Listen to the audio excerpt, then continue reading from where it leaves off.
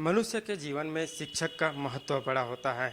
ऐसे में कोरोना के चलते पढ़ाई का जो महत्व था वो लोगों के समझ में आया। ऐसे में आज हम शिक्षक से मिलाने जा रहे हैं जो कोरोना काल में भी बच्चों की पढ़ाई निरंतर चालू रखा था। जिस तरह से कोरोना काल में पूरी तरह से जो पढ़ाई बंद थी, लेकिन मोहल्ला क्लास के जरिए पढ़ाई जो है निरंतर जारी रखी थी और जो है बच्चों को शिक्षा देती थी। आप मोहल्ला क्लास के रूप में जो है बच्चों को शिक्षा देती थी, चूँकि जो है पूरा महामारी के चलते स्कूल पूरी तरह से बंद था। कितनी चुनौती थी? जी, बहुत बड़ी चुनौती थी। एक तो हम लोग की कोरोना काल के समय में घर घर डोर टू डोर सर्वे की ड्यूटी लगी थी। तो जब मैं सर्वे करने जाती थी उसी समय मेरे दिमाग में आया कि मैं बच्चों से क्यों ना शिक्षा के बारे में भी कुछ बातचीत करूं। तो मैं बच्चों और पेरेंट्स से बात करती थी कि ऑनलाइन क्लास कैसे अटेंड करते हैं, कोई दिक्कत तो नहीं आती है। तो ऐसा करके मैंने एक सर्वे सूची तैयार किया कि कितने बच्चे ऑनलाइन क्लास अटेंड कर रहे हैं, कितने नहीं कर रहे हैं। फिर मेरे दिमाग में आया कि सभी लोग के पास मोबाइल नहीं है, तो मैंने अपने घर में ही छत पे मोहल्ला क्लास शुरू किया, क्योंकि छोटे छोटे बच्चे मोबाइल देखते थे बड़े लड़कों के बीच में। तो मैं उन लड़कों को बुलाती थी और बुला के अपने घर के छत में योगासन कराती थी और खेल खेल में ही पहाड़ा और अंग्रेजी के जो टिपिकल वर्ड है वो मैं उनको सिखाती थी। और एक छत से दूसरे छत के बच्चे, मतलब आसपास के 4-5 घरों के छत के बच्चे मेरे से सीखते थे। उनको बड़ा मजा आता था, मुझे भी बहुत अच्छा लगता था। फिर मैंने देखा कि उसके बाद शिक्षक तो स्कूल जाते थे पर बच्चे नहीं आ पाते थे। तो फिर बच्चे मोबाइल में ही दिन भर गेम ही खेलते रहते थे। तो मेरे मन में ये आया कि क्यों ना बच्चों का ध्यान किताबों की ओर ले चले। तो हमने शीर्षक भी दिया है कि किताबों की दुनिया। तो उसमें छोटे बच्चों से लेके बड़े बच्चों तक की पुस्तकें थी। तो धीरे धीरे हमने बच्चों को उनके हिसाब से, जैसे छोटे बच्चों को चित्र वाली पुस्तकें, बड़े बच्चों को छोटी छोटी कहानियाँ, और उसे और बड़े बच्चों को जनरल नॉलेज और विषय से संबंधित पुस्तकें का संग्रह किया। बहुत सारी पुस्तकें मैंने खुद से ही अपने ही व्यय से उसको मैंने खरीदा।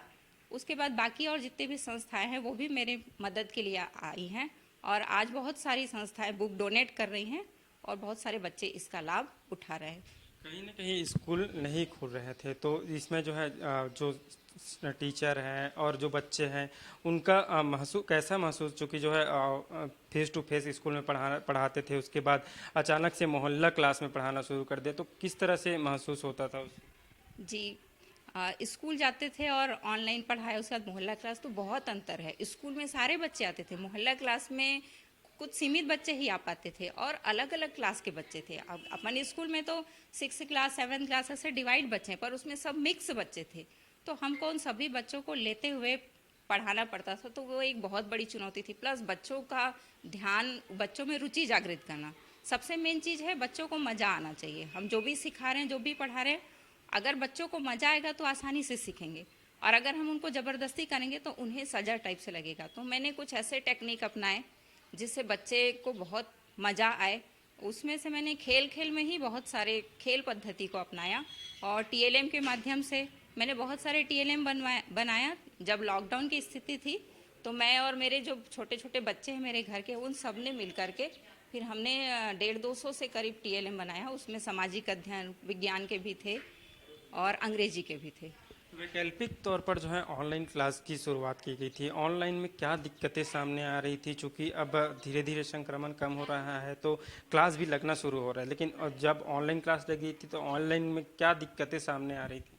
जी, जब ऑनलाइन क्लास लग रही थी तो बहुत सारे बच्चों के पास मोबाइल नहीं रहते थे, और जिन पेरेंट्स के पास मोबाइल था भी तो वो सुबह से काम में निकल जाते थे और शाम तक वापस आते थे। तो बच्चों के पास मोबाइल ही नहीं था, और जिन बच्चों के पास मोबाइल था भी तो उन्हें पता नहीं था कि वेबएक्स कैसे डाउनलोड करना है और किस प्रकार से क्लास का लिंक खोलना है, ये भी उन्हें पता नहीं था। तो ये इस प्रकार से ऑनलाइन क्लास में बहुत बड़ी चुनौती थी। आवाज़ें भी बच्चों को आती नहीं थी ठीक से, कभी कभी नेटवर्क प्रॉब्लम आता था, कभी कई बच्चे लेफ्ट हो जाते थे। तो इस प्रकार से ऑनलाइन में कुछ नहीं से तो ठीक था, बट ऑफलाइन क्लास ही ज़्यादा बेटर था। ओपन लाइब्रेरी का कॉन्सेप्ट कैसा था, क्या था, कैसा था, पूरा डिटेल आप बताइए। जी जी, ये जो ओपन लाइब्रेरी है, मोहल्ला लाइब्रेरी, तो ये मैंने सरस्वती पूजा के दिन अपने ही स्कूल से, चंगुरा भाटा से ही मेरे मन में आया कि क्यों ना मोहल्ले मोहल्ले में ऐसा कुछ खोला जाए जिससे बच्चे पुस्तकें पढ़े और उनका जो ऑक्सीजन लेवल है, आसपास जो हवा है, वो भी उनको मिलती रहे। तो उसके लिए मैंने ऐसा जगह चुना जहाँ बड़े बड़े पीपल के पेड़ हो, नीम का पेड़ हो, तालाब हो। तो वैसी जगहों पर पहले मैंने सर्वे किया, वहाँ के पेरेंट्स से परमिशन लिया, पेरेंट्स से भी पूछा और बच्चों से भी पूछा, तो सभी बच्चे बड़े खुशी खुशी तैयार हुए। फिर हम लोग एक रस्सी बांधते थे पेड़ के ऊपर ही, कुछ पुस्तकों को पेड़ की टहनी पे लटकाते थे और नीचे दरी बिछाते थे और बच्चे वहाँ बैठते थे। तो मस्त हवा भी आता था और ऑक्सीजन लेवल भी मिलता था बच्चों को और पढ़ने में मन भी लगता था।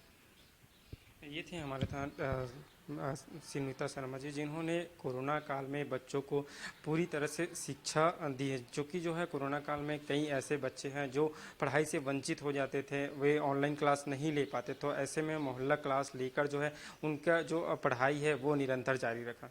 कैमरामैन धर्म साहू के साथ शशिकांत साहू, India 24 रायपुर।